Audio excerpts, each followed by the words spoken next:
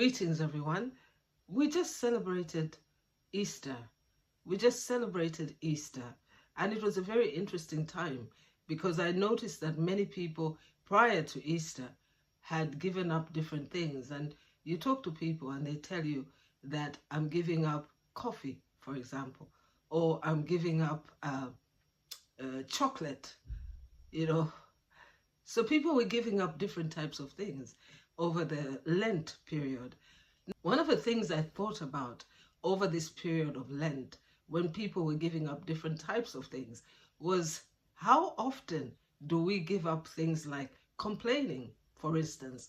Did anybody say, I want to give up complaining, or I want to give up envy, or I want to give up jealousy, I want to give up grumbling? A lot of people give up certain things over the Lent season. Now, I don't normally take part in that because I believe that if I'm going to make a change, the change needs to be a lasting one.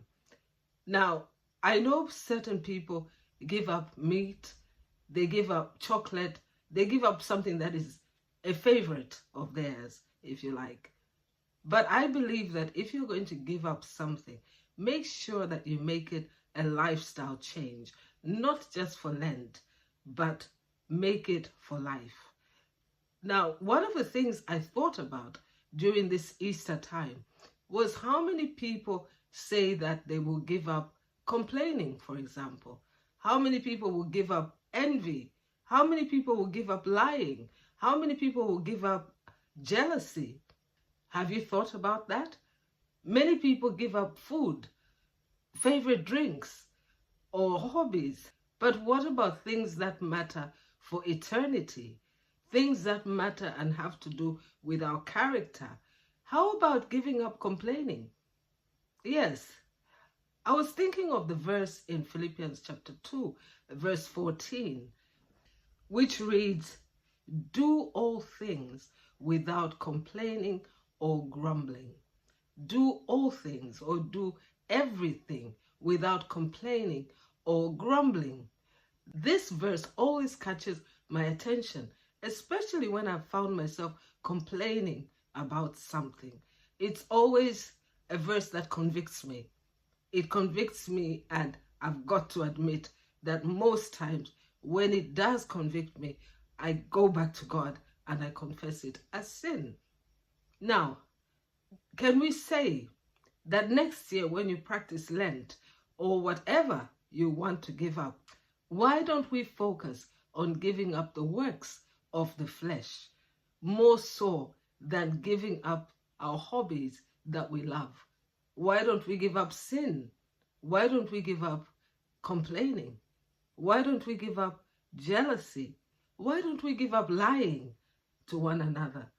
Why don't we give up adultery? Why don't we give up fornication?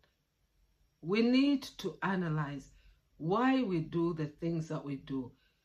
We need to be very honest with ourselves. Every time you go through the Lent season, ask yourself whether you're only doing it for Lent.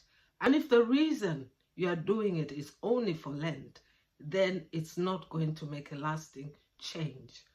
And then it means that it's actually pointless for you to give it up temporarily for a short time, only to return to it later. It doesn't make sense. So next time you give up something over Lent, make sure that you're giving it up for life. For life. Make it a lifestyle change. Give it up for life. Give it up for Jesus. And make room for God in your life. Not just this year, but make room for God in your life permanently. So I want to leave you with this call to action. Examine your heart. Search your heart. Yes, ask the Holy Spirit to reveal areas in your life that you need to work on. Areas that you need to give up, not just for Lent, but for life. Ask the Holy Spirit to reveal those areas to you. And then make your confession. Yes, confess the sin, whatever it is, confess it to God as sin and make a fresh start. And remember, make room for God this year and for the rest of your life. So remember, do all things without grumbling or complaining, without grumbling or disputing. If you find yourself complaining about something today, think on the flip side of it. Yeah, if you find yourself complaining today, stop and be grateful. Be grateful for something else. You know, I remember a story once that was told about a man who complained about not having shoes. I think it was something like that, not having shoes, until he met a man who did not have legs, and he stopped complaining. So if you find yourself complaining about something today, find something else to be thankful for. Find something to be grateful for. There's always something to be grateful for. Always something to be grateful for. For example, today, I'm looking outside and I can see the sun. I can see the blue sky, and I'm grateful for a blue sky. It might still be a bit chilly, but there's a blue sky. And a blue sky always makes me feel happy. And so find something that you are grateful for. There's always something to be grateful for. And the more you become grateful, the less you will become a person that always complains, always grumbles about something. So today, choose gratitude instead of complaining. And remember, do everything without complaining or grumbling. Because when you do, it is actually sin. Yes, it is sin, which you need to confess to the Lord.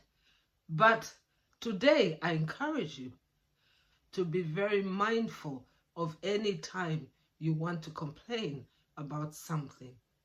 Be grateful. Be grateful. There's always something to be grateful for. So the Lord bless you and keep you and cause his face to shine upon you. Until next time, shalom.